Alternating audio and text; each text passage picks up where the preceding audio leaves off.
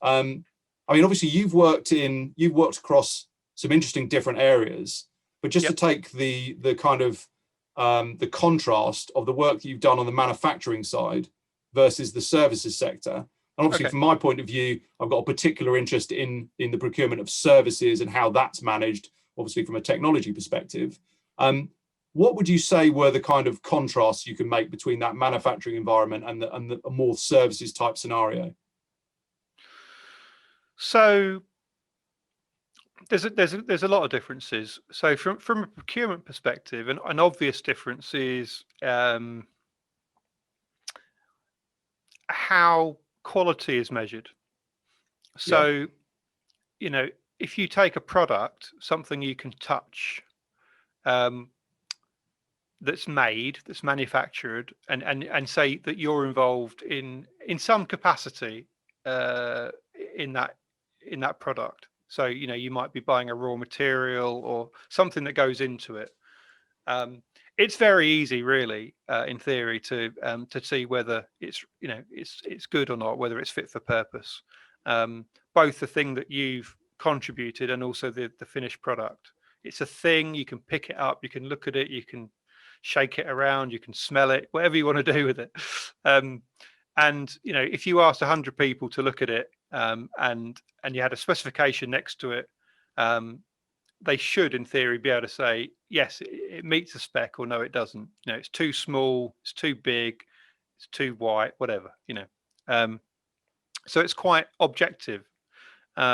With a service, and these are obvious points, but sometimes I think they get overlooked. With a service, I think it's much more subjective. So, you know, if you're assessing whether a service is good quality, for a start, there might not even be a specification, in my experience. So let alone being able to compare it to a specification, there might not even be one.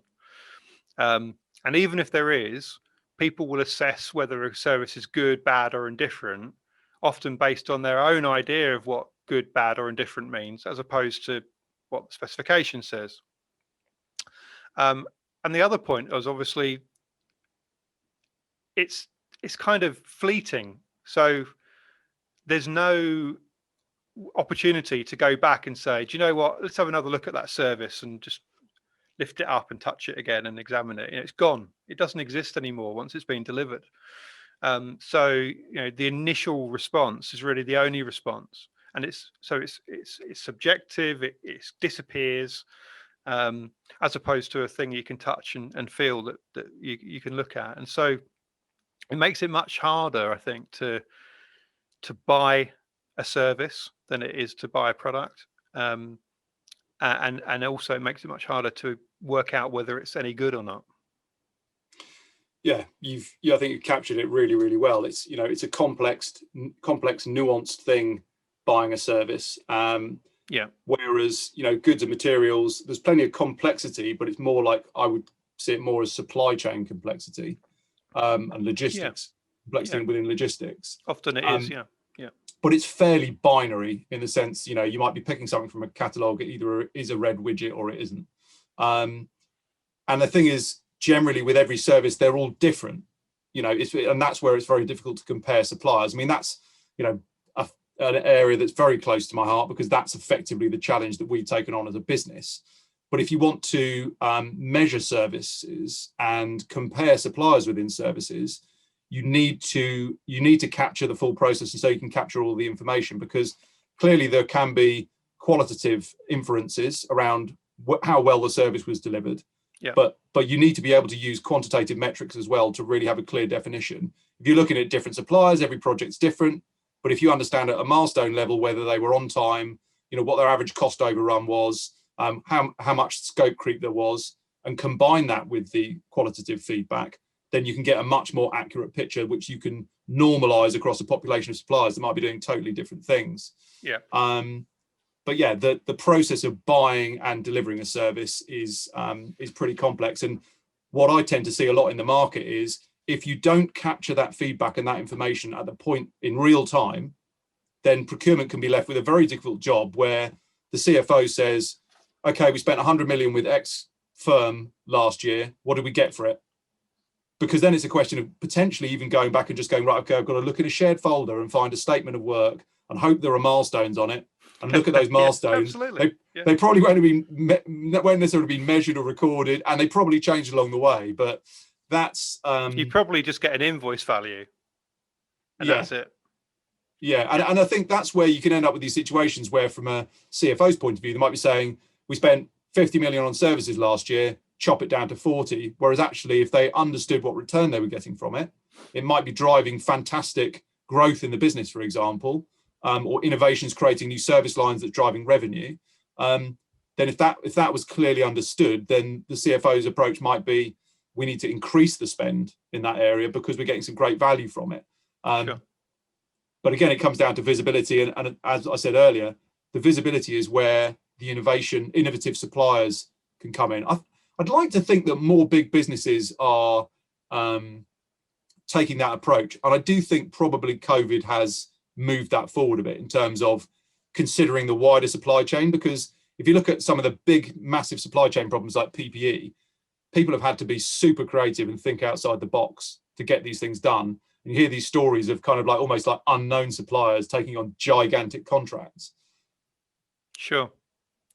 No, I completely agree. And when we get, I think we're going to talk about innovation in a bit. And there's a whole thing about risk. I think that's really important.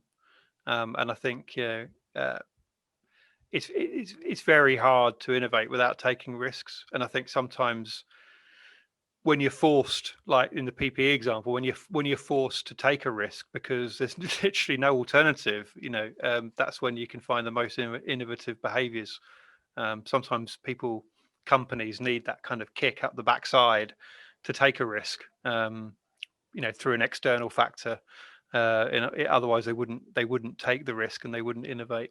But yeah, I was just thinking when you were talking about the services. I mean, I think, having painted a bit of a gloomy picture, I mean, I like you, I kind of I've been working in services more recently. I have actually since I started the consultancy, been doing some work on direct categories as well, but it's mainly been services for quite a long time with me now.